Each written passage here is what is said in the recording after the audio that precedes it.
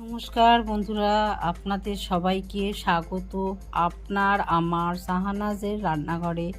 আজকে আমি আপনাদের জন্য নিয়ে এসেছি চটজলদি দই কাতলা। কিভাবে তাড়াতাড়ি করা যায়, সাথে থাকুন, সঙ্গে থাকুন।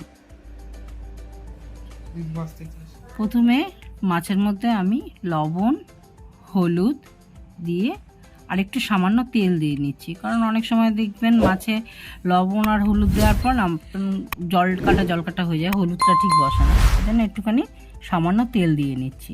এটা আপনাদের পছন্দ মতো আপনারা করবেন।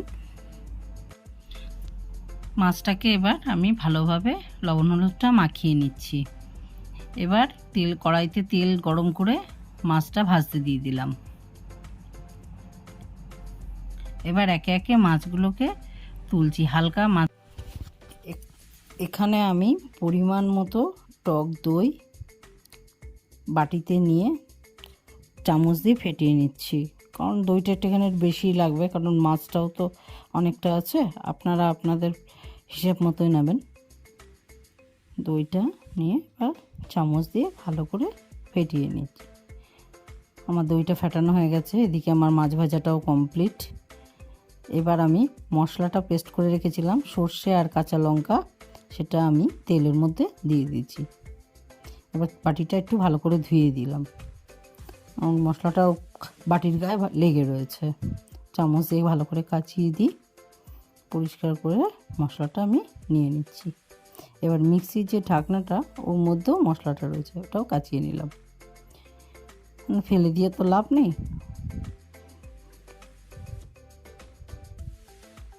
এবার আমি একটু হালকা করে নাড়াচাড়া করে দিই। এর মধ্যে লবণ, হলুদ আমি পরিমাণ মতো দিয়ে দিচ্ছি।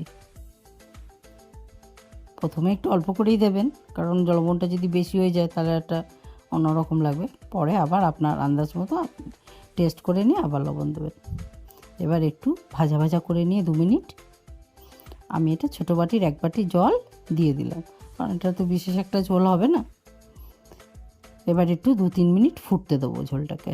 আর কটা চেরা কাঁচা লঙ্কা আমি উপর দিয়ে দিলাম। এবার ঝোলটা ফুটে এসছে, এবার আমি একে একে মাছগুলো দিয়ে দিচ্ছি।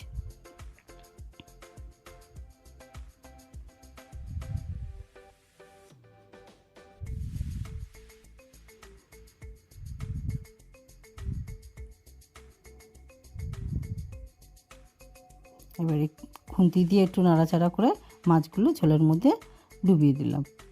এবার আমার যে ফাটানো টক দইটা রয়েছে, এটা আমি ওপর দিয়ে দেবো, একটুখানি ফুটে নিক।